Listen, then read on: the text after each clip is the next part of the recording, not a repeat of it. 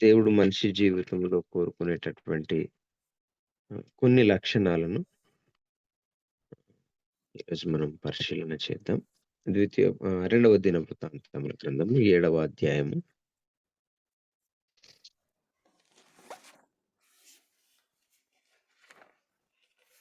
రెండవ దినవృత్తాంతముల గ్రంథము 7వ అధ్యాయము 14వ వచనాన్ని పరిశీలించినట్లయితే,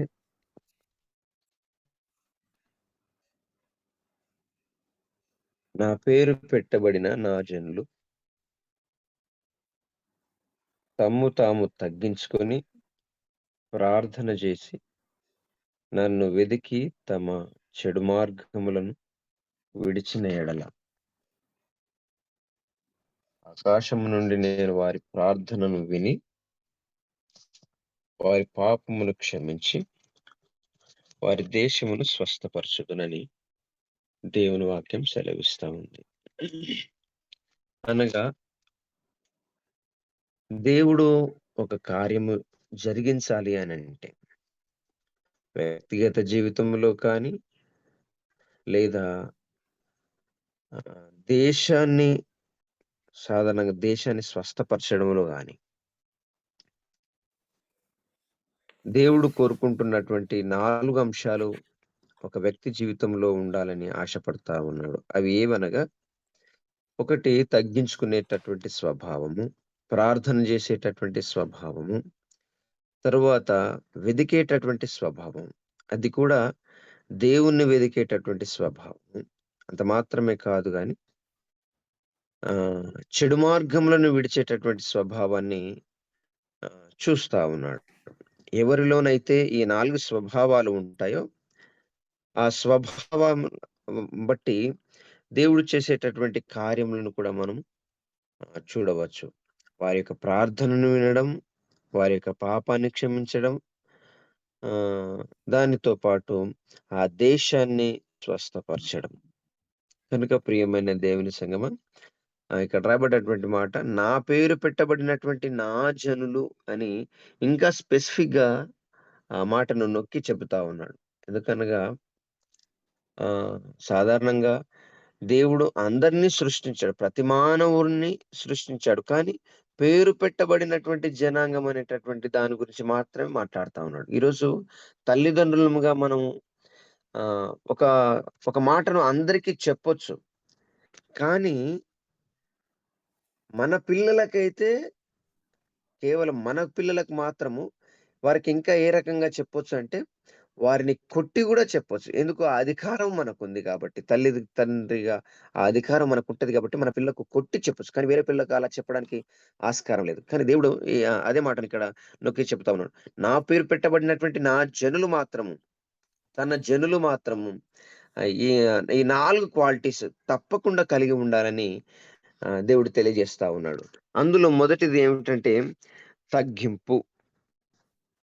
తమ్మును తాము తగ్గించుకొని, నిజంగా ఈ దినాలలో తగ్గింపు అని మనం పరిశీలిస్తే గనక, తగ్గింపు అంటే ఏమిటంటే మన యొక్క స్థానాన్ని, మన యొక్క స్థితిని కోల్పోవడమా అంటే, మన స్థితిని కోల్పోవాల్సినటువంటి అవసరం లేదు. మనను మనము తక్కువ చేసుకొని మాట్లాడడమా తగ్గింపు అంటే? అది కూడా కాదు. అంటే ఈరోజు ఒకవేళ మనం ఒక ఇంజినీర్ స్థితిలో ఉండొచ్చు, లేదా ఒక ఐఏఎస్ స్థితిలో ఉండొచ్చు, లేదా ఈ లోకపరమైనటువంటి ఆ స్థితి మనకు కలిగి ఉండొచ్చు, హోదాలు మనం కలిగి ఉండొచ్చు. వాటిని తక్కువ చేసుకొని మాట్లాడడం అనేటటువంటిది తగ్గింపు లక్షణం కాదు. ఉన్నదాన్ని ఉన్నట్టు చెప్పుకోవచ్చు. ఎస్, అందుకొరకు ఒకసారి పిలాతు దేవుని అడుగుతాడు, "నువ్వు రాజు అంటే?" "అవును, నేను రాజునే" అని అంటాడు. కాబట్టి ఆ రకంగా ఎవరైనా మన స్థితిని గురించి అడిగినప్పుడు మన స్థితిని చెప్పొచ్చు. కానీ మన తగ్గింపు అనేది ఎక్కడ కనిపించాలి అని దేవుడు సెలవిస్తా ఉన్నాడు అనంటే, లూకా సువార్త 22వ అధ్యాయము 4వ వచనంలో ఒక మాట ఉంటది. 22వ అధ్యాయము 24వ వచనంలో. లూకా సువార్త 22వ అధ్యాయము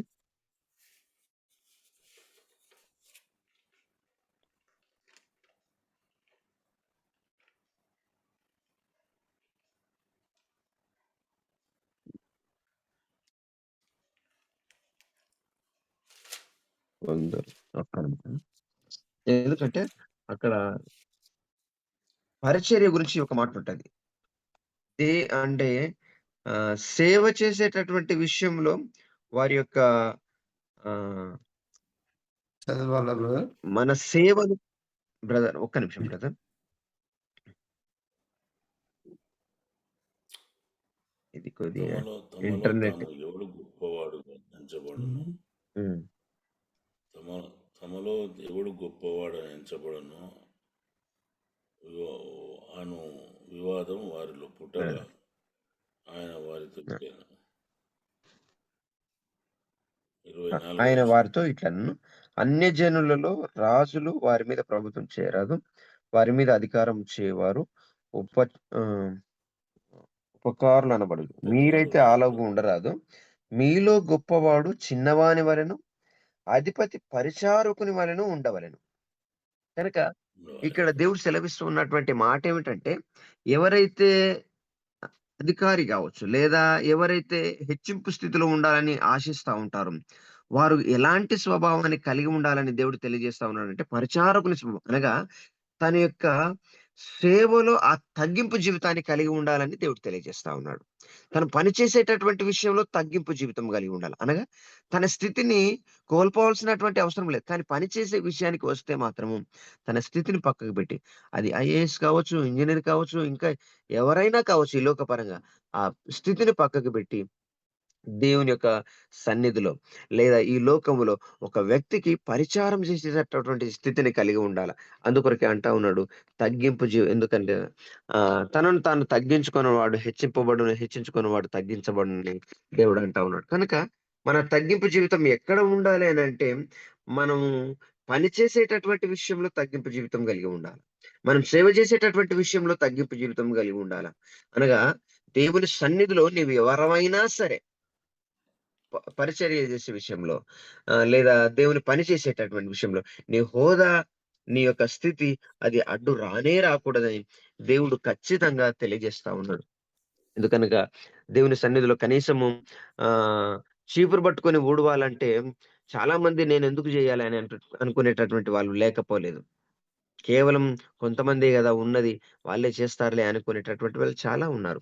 కనుక ఆహ్, మనం ఒకసారి హెబ్రోన్ సంఘాన్ని గనక తీసుకుంటే, అందులో ఎంతోమంది కూడా చేసేవాళ్ళున్నారు. సేవ జేసేవాళ్ళున్నారు. కనుక ఈరోజు ప్రియమైన దేవుని సంగమా, క్రైస్తవులముగా మనమందరం ఎలా ఉండాలని దేవుడు తెలియజేస్తా ఉన్నాడంటే, మనను బట్టి మన యొక్క స్థితిని బట్టి, మన యొక్క హోదాను బట్టి మనకు దేవుడు కల్పించినటువంటి ఈ లోకపరమైనటువంటి వాటిని బట్టి మనం హెచ్చించుకొనక, ఆయన సన్నిధిలో ఉన్నటువంటి వారమైన మనము, ఆయన పేరు పెట్టబడినటువంటి జనులం. ఇంకా స్పెసిఫిక్‌గా చెప్పాలంటే ఆయన బిడ్డలము. ఆయన మనను కన్నాడు, పెంచి పోషించాడు కనుక ఆయన ప్రజలము, ఆయన వారము కనుక మనము మన యొక్క పరిచర్య విషయంలో తగ్గించుకొని ఎందుకనక మనం పరిచారకులంగా ఉండాలని దేవుడు తెలియజేస్తా ఉన్నాడు కనుక, దానిని బట్టి మనము తగ్గింపు కలిగినటువంటి వారమై ఉండాలని, ఆ తగ్గింపు జీవితం కలిగి ఉండాలని దేవుడు తెలియజేస్తా ఉన్నాడు. ఆ రకంగా ఉండాలని దేవుని సన్నిధిలో మనమందరము ఆహ్, తల ఆయన లాంటి స్వభావాన్ని అందుకొరకే దేవుడు అంటాడు, "నేను పరిచారం చేయించుకొనడానికి రాలేదు, చేయడానికే వచ్చానని" ఒక మాట అంటాడు. కనుక ఆయన లాంటి స్వభావాన్ని మనం కలిగి ఉండాలని దేవుడు తెలియజేస్తా ఉన్నాడు. రెండవ మాట ప్రార్థన చేసి అనేటటువంటి మాటను మనం చూస్తా ఉన్నాం. తమను తాము తగ్గించుకొని ప్రార్థన జేసి ఈరోజు తగ్గించుకునేవారు తక్కువగానే ఉన్నారు. ప్రార్థన జేసేవారు కూడా మనకు చాలా మంది దేవుని సన్నిధికి ఎందరో వస్తా ఉంటారు. కానీ ప్రార్థన జేసేవాళ్ళు కొంతమంది మాత్రమే కనబడతా ఉంటారు. ఎందుకంటే దైవజనులున్నారు గదా! మా కొరకు ప్రార్థన జేస్తారు గదా! అనుకునే వాళ్ళు చాలా మంది ఉన్నారు ఈ లోకంలో. క్రైస్తవులు అనబడేటటువంటి వారు. దేవుడు అంటా ఉన్నాడు, నువ్వు తగ్గించుకొని రెండవదిగా ప్రార్థన జేసేటటువంటి వ్యక్తులంగా ఉండాలని దేవుడు కోరుతా ఉన్నాడు. ఎందుకనగా ప్రార్థన ఎన్నో గొప్ప కార్యాలను జేస్తా ఉంటది.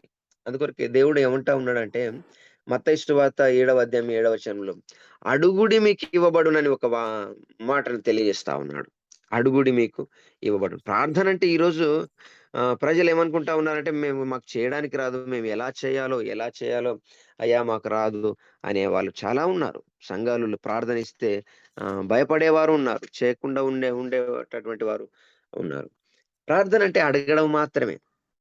దేవుని సన్నిధిలో వెళ్లి, దేవుని పాదాల చెంత కూర్చొని మనకు వచ్చి రాని మాటలతో అడగడమే ప్రార్థన. ఈరోజు ప్రార్థన చేసేటటువంటి స్వభావాన్ని ప్రతి ఒక్కరి జీవితంలో చూడాలని దేవుడు కోరుతా ఉన్నాడు. ప్రతి ఒక్కరి జీవితంలో చూడాలని కోరుతా ఉన్నాడు. ఎందుకనగా ఎప్పుడైతే మనం ప్రార్థన చేస్తామో, ఎప్పుడైతే మనం ఆయనను అడుగుతామో, ఆయన అన్నిటిని సమకూర్చడానికి చాలా సిద్ధంగా ఉన్నాడాయన. ఈ లోకంలో మనం ఎవరి దగ్గరికన్నా వెళ్లి డబ్బులు అడిగితే ఇచ్చేవారు చాలా కొంతమంది మాత్రమే 1%. కానీ దేవుడు ఎవరిని చూస్తా ఉన్నాడంటే ఈ లోకంలో, నన్ను అడిగేవారు ఈ లోకంలో నన్ను అడిగేవారు ఎవరైనా ఉన్నారా అని చూస్తా ఉన్నాడు. ఆయన అందరికంటే ముందుకొచ్చి, మీరు నన్ను అడగండి నేను మీకు ఇస్తానని అంటా ఉన్నాడు. ఈ లోకంలో ఎలా ఉన్నారంటే జనులు అడిగితే గూడా ఇచ్చేటటువంటి వారు లేరు. కానీ దేవుడు అంటా ఉన్నాడు, మీరు నా దగ్గరికి రండి నేను మీకు ఇస్తాను. మీరు నన్ను అడగండి నేను మీకు ఇస్తాను. ముందుగానే చెప్తా ఉన్నటువంటి ఆ మాట. కనుక ఆయనను అడిగేటటువంటి వారిని చూస్తా ఉన్నాడు. ప్రార్థన చేసేటటువంటి వారిని దేవుడు చూస్తా ఉన్నాడు. అందుకొరకే విలాప వాక్యాలు 2:19లో ఒక మాట ఉంటది. ప్రార్థన చేసే సందర్భం 2:19లో ఏమని ఉంటదంటే, నీవు లేచి రేయి మొదటి జామున మొర్రపెట్టుము, నీళ్లు కుమ్మరించున్నట్లు నీ హృదయమును కుమ్మరించుమని విలాప వాక్యాలు 2:19లో ఒక మాట ఉంటది. అక్కడ చెప్తా ఉన్నాడు, లేచి రేయి మొదటి జామున మొరపెట్టుము. ఆయనకు ప్రార్థన చేయడం, పిల్లల నిమిత్తమై ప్రార్థన చేయడం, లేదా మన యొక్క అవసరతల నిమిత్తమై ప్రార్థన చేయడం. ఏ విషయమైనా దేవుని సన్నిధిలో ప్రార్థన చేయాలని దేవుడు కోరుతా ఉన్నాడు. ఒక మనిషి జీవితంలో ఎన్నో రకాలైనటువంటి సమస్యలు రావచ్చు, ఒడిదుడుకులు రావచ్చు, ఇంకా అవసరతలు ఎన్నో ఉండొచ్చు. వాటినన్నిటి గురించి దేవుడు సెలవిస్తా ఉన్నటువంటి మాట ఏమిటంటే, ప్రార్థన చేయండి. అందుకొరకే అంటా ఉన్నాడు, మీరు ప్రార్థన చేస్తే మీ ప్రార్థనను నేను వింటా, మీ పాపాన్ని నేను క్షమిస్తా, మీ దేశాన్ని నేను స్వస్థపరుస్తా. ప్రార్థన చేయకుండా క్షమించమంటే ఎలా క్షమించాలా? లేదా నిన్ను స్వస్థపరచమంటే నిన్ను ఎలా స్వస్థపరచాలా? అని దేవుడు ఒక రకంగా మనం ప్రశ్న వేస్తున్నట్టే. కనుక ఎప్పుడైతే ఒక మనిషి ప్రార్థన చేస్తాడు, ఒక మనిషి ఎప్పుడైతే దేవుణ్ణి వేడుకుంటాడో, ఆయన తట్టు ఎప్పుడైతే చేతులెత్తుతాడో, ఆ ప్రార్థనని విని, ఆ మొరని విని దేవుడు క్షమించే విధంగా, దేవుడు స్వస్థపరిచే కార్యాలను ఒక మానవుని జీవితంలో, ఒక గ్రామము జీవితంలో, ఒక దేశాన్ని స్వస్థపరచడంలో ఆయన ఎంతగానో వేచి చూస్తా ఉన్నాడు. ఆయన చేయాలని ఆశపడతా ఉన్నాడు. కనుక ప్రార్థన చేసేటటువంటి జీవితాన్ని ప్రతి ఒక్క దేవుని బిడ్డ, ప్రతి ఒక్క విశ్వాసి ఆ లక్షణాన్ని కలిగి ఉండాలని దేవుడు తెలియజేస్తా ఉన్నాడు. ఎందుకనగా ఈరోజు ప్రార్థన అనేటటువంటి ఎంత గొప్ప కార్యం చేస్తుందంటే, ఒకసారి ఒక తల్లిగారు ఆహ్, అర్ధరాత్రి ఆమెకు ఒక చిన్న కలొచ్చి ప్రార్థన చేస్తా ఉందంట. తన కుమారునికి ఏదో చిన్న ఆపదొచ్చిందని తనకు కలొచ్చి ప్రార్థన చేస్తా ఉందట. చేసిన 2, 3 రోజుల తర్వాత తన కుమారుడు అమ్మ దగ్గరకొచ్చాడట. అమ్మ, అమ్మ దగ్గరకొచ్చి, "అమ్మ నేను ఇలా రావాల్సొచ్చింది" అనంటే, అమ్మ ఉండి "ఎందుకు బిడ్డ, నేను 2 రోజుల క్రితం అనుకోకుండా నాకిలా కలబడ్డది. నేను నీ గురించి ప్రార్థన చేశా. మరి ఎలా ఉన్నావు?" అని విచారించినప్పుడు ఆ కుమారుడు తన తల్లికి చెప్తా ఉన్నాడట. "అమ్మ 2 రోజుల క్రితము మా హాస్టల్‌లో ఒక అగ్ని ప్రమాదం జరిగింది. అగ్ని ప్రమాదం జరిగిన ఒక క్షణం ముందు నాకు మెలకువ వచ్చింది. చూస్తే ఆ హాస్టల్‌లో ఉన్న ప్రతిది అంతా కాలిపోతా ఉంది. బెడ్స్ అన్నీ కాలిపోతా ఉన్నాయి. నా పక్కన ఉన్నటువంటి కిటికీలో నుంచి నేను బయటికి దుంకి ఆహ్, తప్పించుకొని ఇలా రావాల్సొచ్చిందమ్మా. మా హాస్టల్ ఉన్నటువంటి పరిస్థితి ఇంత ఘోరంగా ఉండిపోయింది. దేవుడే నన్ను రక్షించాడు" అని తన అమ్మగారికి చెప్పాడట. అయితే తను రక్షింపబడినటువంటి సమయము, అమ్మగారికొచ్చినటువంటి ఆ కల సమయం కూడా, ఆ సమయాన్ని లేసి ప్రార్థన చేసినటువంటి ఆ సమయం కూడా 2 ఒకటే సమయమట. కనుక దేవుడిచ్చినటువంటి ఆ కళను బట్టి, లేదా ఆమె చేసినటువంటి ప్రార్థనను బట్టి తన హాస్టల్‌లో ఉన్నటువంటి కుమారుడు రక్షించబడ్డాడు. కనుక ప్రియమైన దేవుని సంగమా, ఈరోజు మనం కూడా ప్రార్థన జీవితం కలిగి, అదే ప్రతి ఒక్కరి పట్ల, మన కుటుంబ జీవితం పట్ల, సంఘ జీవితం పట్ల, ఈ సమాజం పట్ల, ఈ దేశం పట్ల, ఈ యొక్క ప్రజల పట్ల ప్రార్థన చేయాల్సినటువంటి వారము. ఆ బాధ్యత, ఆ భారము దేవుడు మన మీద అలా అలా ఉంచి ఉన్నాడు. ఈరోజు అందుకొరకే పౌలు భక్తుడు ఒక మాట అంటాడు. నా ఆయన పరిచర్యను చేయకపోతే నాకు శ్రమ అంటాడు. ఒక మాట నాకు అది కరెక్ట్ గుర్తుకు రావట్లే. హ్మ్. అయ్యో! బ్రదర్ చెప్పండి ఆ మాట. అయ్యో! అయ్యో సువార్త ప్రకటింపని ఎడల సువార్తను ప్రకటి ఆ! సువార్తను ప్రకటించని యెడల నాకు శ్రమ కలుగు శ్రమ అని ఒక మాట శ్రమ అంటాడు. కలుగును. అంటే సువార్తను ప్రకటించడం అంటే ఏదో దైవ సేవకులే చేస్తారు ఈ యొక్క సువార్త పరిచర్య అని చాలా మంది, దాదాపు అందరికీ అదే అందరికీ అదే ఆలోచన ఉంది. సువార్త అంటే దేవుడు చేసినటువంటి మేలులను వారి జీవితంలో దేవుని స్వంత రక్షకునిగా స్వీకరించిన తర్వాత ఆ భారం అందరి మీద ఉంది. అందుకొరకు అంటున్నాడు గదా! మీరు సర్వలోకానికి వెళ్లి సర్వ సృష్టికి సువార్తను ప్రకటించండి. అనేకులను శిష్యులనుగా చేయండి. ఈరోజు ప్రతి ఒక్క విశ్వాసి, ప్రతి ఒక్క వ్యక్తి దేవుని యొక్క పరిచర్య చేయడంలో, దేవుణ్ణి ప్రకటించడంలో వారి మీద ఆ బాధ్యత ఉందని గుర్తించాల.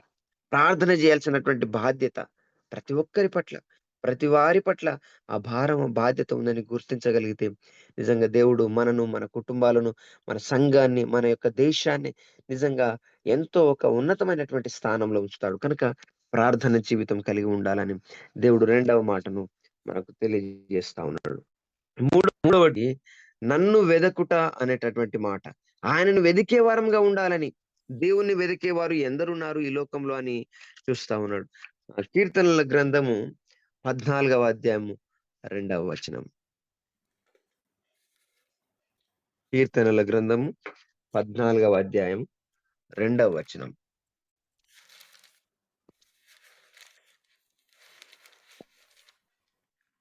వివేకము కలిగి దేవుణ్ణి వెదకువారు కలరేమో అని యెహోవా ఆకాశము నుండి చూచి నరులను పరిశీలించెను. పరిశీలించు. ప్రియమైన దేవుని సంగమా, దేవుడు ఎవరిని వెతుకుతా ఉన్నాడు, ఎవరిని పరిశీలిస్తా ఉన్నారు అంటే, వివేకము కలిగి దేవునిని వెదికేవారు ఉన్నారా ఈ లోకంలో? దేవుడు అంటా ఉన్నాడు, నన్ను వెదికేవారు కావాలని. నన్ను వెదికేవారు అనేటటువంటి లక్షణాన్ని ఎంతమందిలో చూస్తా ఉన్నాడు అని ఎంతమందిలో ఉందని చూస్తా ఉన్నాడు. కనుక ఈ ప్రజలు ఎలా ఉన్నారంటే, వెదికే లక్షణం లేదు. ఎందుకు? ఎప్పుడైతే వెదుకుతామో అప్పుడు మనకు దొరుకుతుంది. వెదకకపోతే దొరకదు. కనుక దేవుడు అంటా ఉన్నాడు, నన్ను వెదకి అని అంత స్పెసిఫిక్‌గా రాస్తా ఉన్నాడు. ఈరోజు ఈ దినాలు ఎలాంటివంటే, అక్కడికి వెళ్తే చర్చికి వెళ్తే బాగవుతది. అంటే ఇంకా పరిగెత్తుకొని దేవుని సన్నిధికొస్తా ఉన్నారు. అయితే దేవుణ్ణి ఎలా వెదకాలని దేవుడు తెలియజేస్తా ఉన్నాడని అంటే, యెస్, ఆయన దగ్గరికి వెళితేనే నేను బాగవుతా అని అంటేనే అప్పుడు దేవుణ్ణి వెతికినట్లు. ఈ లోకంలో అన్నీ చూసి సరే వాళ్ళు చెప్తూనే ఉన్నారు గదా! నేను దేవుని సన్నిధికి వెళ్తే బాగవుతానేమో అని వచ్చేవాళ్ళు దేవుని వెతికినట్టు కాదు. ప్రియమైన దేవుని సంగమా, దేవునిని వెదకడం అంటే ఆయనను కనుగొనడమే. కనుక ఎవరో మాటలు చెబితే ఎవరి మాటలో విని దేవుని సన్నిధికి రావడం అనేటటువంటిది దేవుని వెదికే లక్షణం కాదు. మనకు మనమే తన స్వంత జీవితంలో, తన జీవితంలో దేవునిని తెలుసుకున్నటువంటి వాడుగా ఉండాలి. ఒక వ్యక్తి ఎలా ఉండాలంటే దేవునిని ఖచ్చితంగా వెదికే వారంగా. అందుకొరకే దేవుని మాట సెలవిస్తాం. యెహోవా ఉత్తముడని రుచి చూచి తెలుసుకొనుడని దావీదు మహారాజు రాస్తా ఉన్నాడు. ఆయన తెలుసుకున్నాడు. దేవుణ్ణి వెతికాడు. కనుక ఈరోజు మనమందరం ఎలా ఉండాలి అనంటే, ఆయనను వెదికే వారంగా, ఆయన ఎవరు వెతికితే మనకు కనిపిస్తా ఉంటది. వెతికితే మనకు దొరుకుతా ఉంటది. కనుక దేవునిని వెదికే ప్రజలను దేవుడు చూస్తా ఉన్నాడు. ఏదో మంది మాటలు విని దేవుని సన్నిధికొచ్చేటటువంటి వారిని గాదు. ఏదో ఇరుగు పొరుగు వారికి ఏదో కార్యం జరిగితే, వారి జీవితంలో కార్యం జరిగితే ఆ కార్యాన్ని చూసి నా జీవితంలో కూడా కార్యం జరుగుతుంది గదా! దేవుడు నా జీవితంలో కూడా మేలు చేస్తాడు గదా! అని దేవుని సన్నిధికి రావడం మంచిదే. కానీ అలాంటి వారి కంటే ఇంకా ఎవరిని కోరుకుంటా ఉన్నాడు? ఏ లక్షణాన్ని దేవుడు స్పెసిఫిక్‌గా చూస్తా ఉన్నాడంటే, ఖచ్చితంగా దేవుడు అనేటటువంటి వాడు ఉంటే ఎలా ఉన్నాడు? ఆయన ఎవరు? అని ఏ వ్యక్తి అయితే పరిశీలన జేసి వస్తాడో, ఏ వ్యక్తి అయితే కనుగొని వస్తాడో, ఏ వ్యక్తి అయితే దేవుణ్ణి ఖచ్చితంగా తెలుసుకోవాలి. ఆయన ఎవరు? ఎక్కడున్నాడు? ఎలా ఉంటాడు? ఆయన యొక్క గుణగణాలు ఎలా ఉంటాయని వెదికినటువంటి వ్యక్తులను దేవుడు చూస్తా ఉన్నాడు. కనుక ప్రియమైన దేవుని సంగమా, ఈరోజు మనం భక్తక్ సింగ్ గారిని చూడొచ్చు. లేదా పంజాబ్ ఆయన పేరు రావట్లే నాకు. ఎంతో మందిని చూడొచ్చు మనం. ఎంతో మంది సింగులు వారికి వారే దేవునికి ఖచ్చితంగా తెలుసుకున్నటువంటి వారిని మనం చూడొచ్చు. ఆ రకంగా దేవుణ్ణి తెలుసుకొని, దేవుణ్ణి వెదికే వారంగా మనం ఉండాలని దేవుడు తెలియజేస్తా ఉన్నాడు. చివరిగా చెడు మార్గములను విడిచిన ఎడల అని ఒక మాటను మనం చూస్తా ఉన్నాం. తమ్మును తాము తగ్గించుకొని ప్రార్థన చేసి నన్ను వెదకి తమ చెడు మార్గములను విడిచిన ఎడల, తమ చెడు మార్గములను విడిచిన ఎడల విడిచింది. కనుక దేవుడు సెలవిస్తున్నటువంటి మాట ఏమిటంటే, విడిచే స్వభావాన్ని మనం కలిగి ఉండాలని దేవుడు తెలియజేస్తా ఉన్నాడు. విడిచే స్వభావం అంటే మంచితనాన్ని కాదు, చెడుతనాన్ని విడిచే స్వభావం. అందుకొరకే యోబు భక్తుని జీవితంలో మనం దేవుని యొక్క సాక్ష్యాన్ని మనం చూడొచ్చు. అక్కడ ఏమని ఉంటదంటే, అతడు యథార్థవర్తనుడు, న్యాయవంతుడై దేవుని యందు భయభక్తులు కలిగి చెడుతనమును విసర్జించిన వాడు అని దేవుడే స్వయాన యోబు భక్తుని గురించి ఒక సాక్ష్యాన్ని పంచుకుంటా ఉన్నాడు. ఈ యోబు ఎలాంటి వాడంటే చెడుతనాన్ని విసర్జించినటువంటి వాడు. అనగా తనలో ఉన్నటువంటి ఆ చెడు అంతటిని పారద్రోలుకున్నటువంటి వాడు. ప్రియమైన దేవుని సంగమా, ఈరోజు మనం ఎంతో మంది ప్రార్థన చేస్తారు, ఎంతో మంది తగ్గించుకుంటారు, ఎంతో మంది దేవుని వెతికేటటువంటి వారు ఉంటారు. కానీ ఆ చిన్న చిన్న పొరపాట్లు, ఆ చిన్న చిన్న తప్పిదాలు ఇంకా ఆ రకంగానే జీవితంలో ఉండిపోతాయి. ఈ పాపం ఎలాంటిదంటే ఒకసారి పట్టుకుంటే విడవదు. ఆహ్, ఎందుకు ఒక మాట ఉంటది గదా! ఆకు వచ్చి ముల్లు మీద పడ్డా, ముల్లు వెళ్లి ఆకు మీద పడ్డా, ఆకుకే నష్టం అన్నట్టు. ఇతను పాపాన్ని పట్టుకున్నా, ఒక వ్యక్తి పాపాన్ని పట్టుకున్నా, లేదా ఆ పాపము ఇతన్ని పట్టుకున్నా వ్యక్తికే నష్టం. అవిశ్వాసికే నష్టం.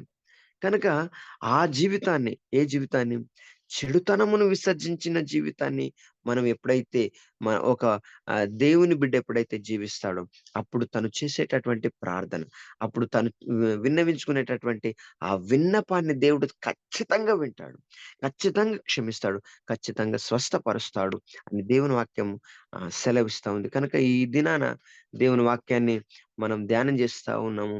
ఈ 4 స్వభావాలను తగ్గించుకునే స్వభావం, అనగా పరిచారం చేసేటటువంటి స్వభావం, ప్రార్థన చేసేటటువంటి స్వభావం, ఆయనను అడిగేటటువంటి స్వభావం, వెదికేటటువంటి స్వభావం, ఆయన ఉన్నాడు అని ఆయన నిజమైన దేవుడు అని వెదికేటటువంటి స్వభావం. అంత మాత్రమే కాదు, మన జీవితంలో ఉన్నటువంటి ఆ చిన్న చిన్న పొరపాట్లు, చిన్న చిన్న పొరపాట్లు, ఎలాంటి పొరపాటు అని నేను చెప్పాలని ఆశపడితే, తల్లిదండ్రులు దేవుని సన్నిధికి వస్తా ఉంటారు.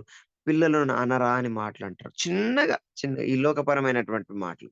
మరలా బైబిల్ చదువుతా ఉంటారు. మరలా ప్రార్థన చేస్తా ఉంటారు. అన్నీ చేస్తా ఉంటారు గానీ, తన పిల్లల విషయంలో ఒక చెడు మాటతో, ఈ లోకపరమైనటువంటి మాటలతో పిలిచేటటువంటి వారు ఎట్రారా అని అనే పదం కంటే ఒక 2 అడుగులు ముందుకు వేసి ఇంకొక మాట అంటా ఉంటారు. కనుక అలాంటి చిన్న చిన్న స్వభావం. ఇంక ఏదైనా అది చెడు మార్గం. లేదా ఆహ్, దేవుని సన్నిధికొస్తా ఉంటారు. ఆహ్, బలలో చేయి వేస్తా ఉంటారు. మరలా ఏదో ఒక చిన్న ఆహ్, స్ పాపాన్ని చేస్తా ఉంటారు. అది చిన్నగా త్రాగుబోతే కావచ్చు. కనుక ప్రియమైన దేవుని సంగమా, దేవుడు సెలవిస్తా ఉన్నాడు. ఈ 4 స్వభావాలు మనం ఎప్పుడైతే అలవరుచుకుంటామో, ఈ 4 స్వభావాలు కలిగి ఉండి మనం దేవుని సన్నిధిలో ఉంటామో, అప్పుడు దేవుడు అంటా ఉన్నాడు, నేను మీ యొక్క ప్రార్థనను వింటాను. ఆయన చెవులు మన యొక్క ప్రార్థన కొరకే. తరువాత మనను క్షమించడానికి దేవుడు ఉన్నాడు. దేవుడు మన జీవితాన్ని స్వస్థపరచడానికి, దేవుడు మన యొక్క కుటుంబాలను స్వస్థపరచడానికి, దేవుడు మన దేశాన్ని స్వస్థపరచాలని చూస్తా ఉన్నాడు. ఆ భారమంతా మన మీదనే ఉంది. యెస్. ఈరోజు ఎలాంటి పరిస్థితులు మనం ఎదుర్కొంటా ఉన్నా, ఎక్కడెక్కడి నుంచో మనం ఎదుర్కొంటా ఉన్నా, వాటినన్నిటిని కేవలము దేవుని సన్నిధిలో కూర్చొని, ఆయన సన్నిధిలో తగ్గింపు జీవితం కలిగి ప్రార్థన చేసి, ఆయనను వెదకి, దేవా నన్ను క్షమించని మనం ప్రార్థన చేసినప్పుడు దేవుడు స్వస్థపరచడానికి, మనం క్షమించడానికి, మన యొక్క సంఘములను, మన జీవితాలను, మన దేశాన్ని స్వస్థపరచడానికి సిద్ధంగా ఉన్నాడు అని తెలియజేస్తూ, ఈ అవకాశం ఇచ్చినటువంటి పెద్దలకందరికీ ప్రత్యేకంగా పాలన్న గారికిని, ఈ దినాన నడిపిస్తూ ఉన్నటువంటి ఫిలిప్ సార్ గారికిని, పిలమోన్ సార్ బెమోన్ సార్ గారికిని ప్రత్యేకమైనటువంటి వందనాలు తెలియజేస్తూ ఈ కొద్ది మాటలు ముగిస్తా ఉన్నాను. దేవుడు తన వాక్యం ఆశీర్వదించును గాక. ఆమేన్. మంచిది.